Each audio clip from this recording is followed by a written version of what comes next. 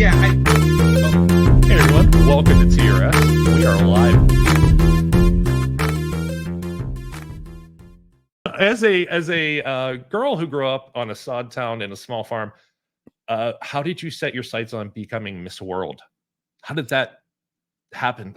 Well, it was Miss World Canada, that's what I won, Well, you but wanted the whole thing, didn't you? I Like you, did want the whole thing, yes. It's interesting, when I was 11, I don't know, I had this dream and I woke up and I just knew that when I woke up, I realized that the dream I just knew that I wanted something more than I was never I'm a country girl at heart, but I just knew that I wanted more, and so I started, I was a dancer, like a ballet dancer since the age of 7, and then okay.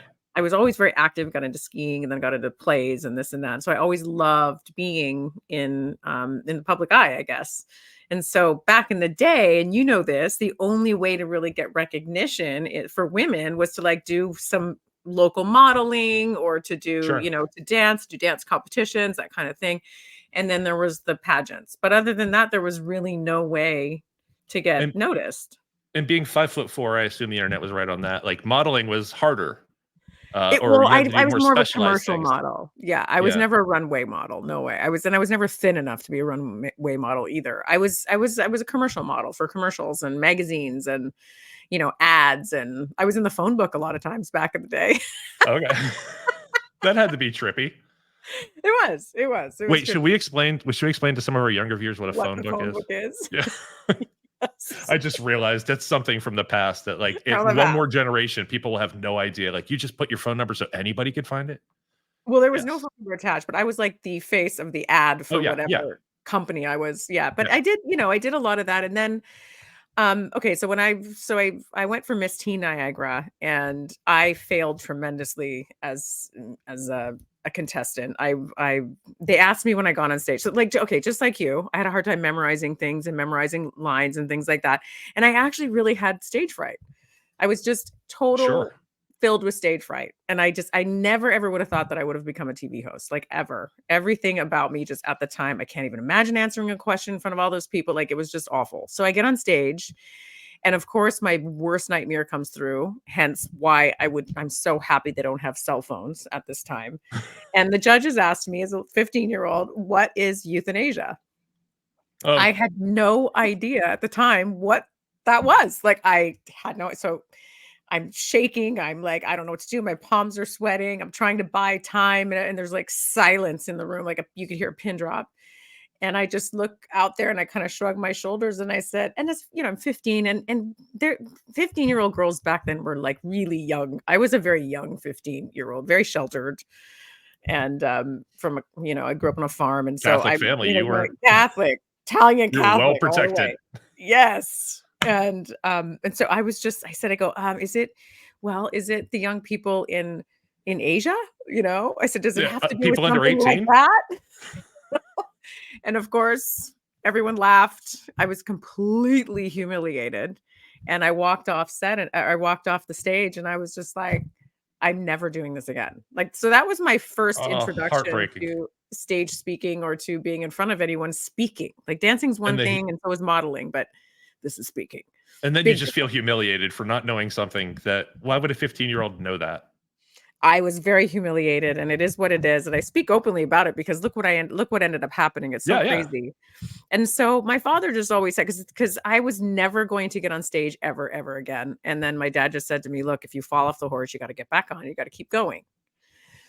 So, a few years later, they asked if I wanted to run for the Miss World Canada pageant. And so I said, okay, but I had to run for Miss Niagara first. So I have to tell you, just entering Miss Niagara was tough for me because considering the other situation, right?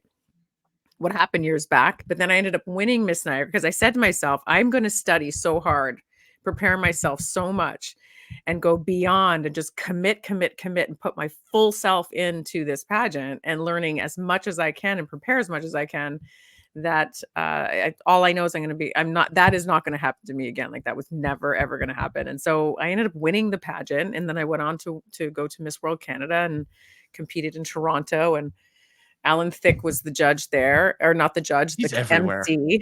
He was everywhere. He was everywhere, yes. His son is now.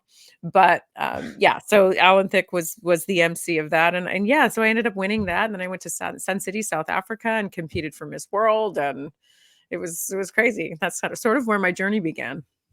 Now, I have a friend who was Miss Nevada around 91, and I understand how much work that really is. And I don't think people get, like, they think a pretty girl walks on stage with a pretty dress, whatever. And no, No. it's a lot of work just to get to that level. And like you, I think her first year wasn't spectacular. She did the study, she did the work, she tried real hard, she learned the system, she got in, and then afterwards, you were there for you had the title for 6 months, and I'm not gonna pry as to why. I saw an Oh, interview, that's okay. you didn't mention it.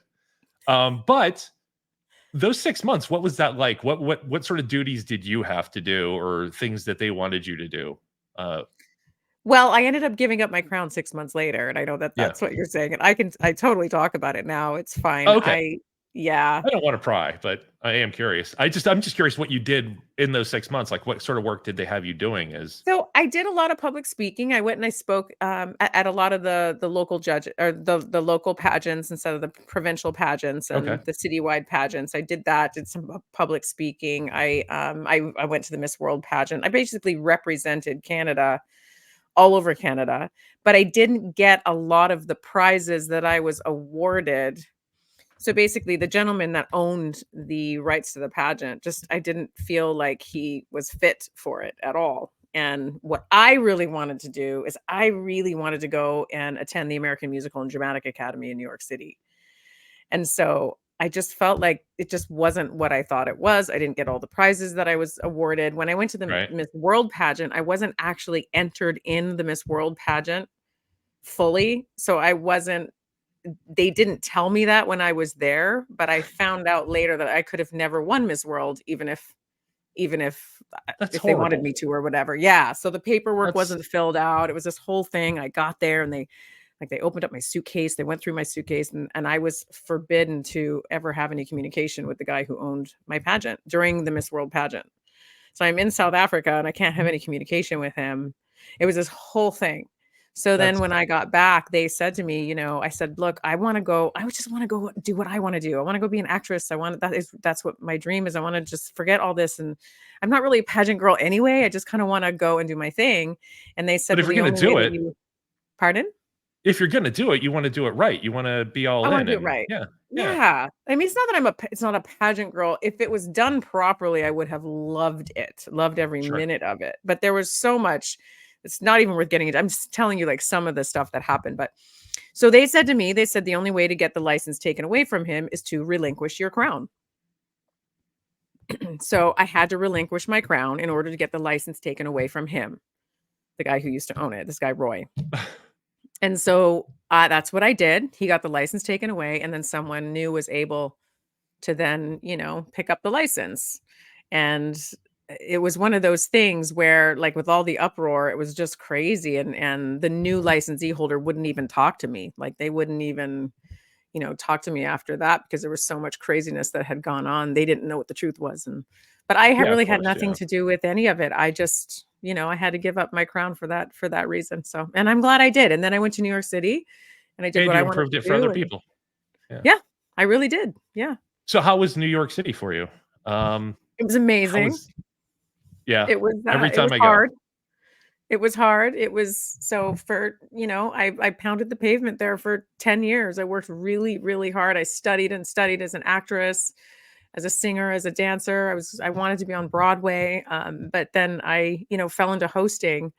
But it was one of those things where I had like 5 jobs and I had, there were years when I had very little money.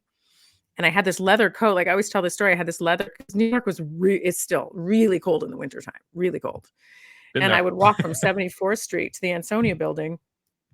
And like halfway, I would stop at this bagel shop and I would get like 3 bagels and I would put 2 here and 1 on my tummy and do up my coat because I would wait for them to get out of the oven and I would finish walking to class and I would eat the bagels for lunch. See, that's a DIY tip that should have been on the show Like, on the yeah. That's a yeah, great one. I I didn't have a never even winter thought of that. coat. Yeah, Oh, I didn't have a winter coat. I had this long, gorgeous $5,000 leather coat that was one of the gifts I got from Miss Canada, but it was not warm and I couldn't afford to buy another coat. So I kept myself warm with the bagels every morning.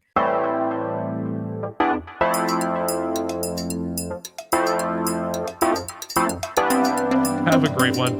Thank you, everybody. Have a wonderful night. Be safe out there. Treat each other well.